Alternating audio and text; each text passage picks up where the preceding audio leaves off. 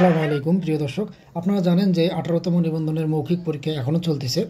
তো হঠাৎ করেই আজকে 18তম নিবন্ধন ভাইবা প্রার্থীরা একটা মানববন্ধনের আয়োজন করেছে। তারা প্রেস ক্লাবে এই মানববন্ধনটি সম্পন্ন করেছে।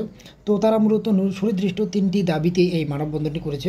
তো তাদের দাবিগুলোর মধ্যে 1 নম্বরে হলো যে এনটিআরসি এর পরিপত্র অনুযায়ী নিয়োগ প্রক্রিয়া সম্পন্ন করতে হবে এবং 1 থেকে 12তমদের অবৈধভাবে কোনো নিয়োগ দেওয়া ও বিশেষ গণবিজ্ঞপ্তি দেওয়া যাবে না। 2 নম্বর হলো সরকারি নীতিমালা অনুযায়ী কোটা ব্যবস্থা অনুসরণ করতে হবে এবং 3 নম্বর হলো দ্রুততম সময়ের মধ্যে ভাইবা কার্যক্রম শেষ করে ষষ্ঠ গণবিজ্ঞপ্তি দিতে হবে। তো দর্শক, তারা এই 3টি দাবিতে মূলত আজকে এই মানববন্ধনটি করছেন। তো কিছুদিন আগেই শাহবাগে 1 থেকে 12তমরা আন্দোলনের প্রেক্ষিতে তাদের প্রতিনিধি শিক্ষা উপদেষ্টার সঙ্গে বা শিক্ষা মন্ত্রণালয়ের সংশ্লিষ্ট লোকদের সঙ্গে কথা বলে তাদেরকে আশ্বস্ত করা হয় যে 1 থেকে 12তমদের নিয়োগ দেওয়া হবে। তো তারই প্রেক্ষিতে 18তম ভাইবা প্রার্থীরা মূলত এই মানববন্ধনটি আয়োজন করেছে। তো এই ছিল 18তমদের মানববন্ধন সম্পর্কিত আপডেট নিউজটি। ধন্যবাদ সবাইকে, ভালো থাকবেন।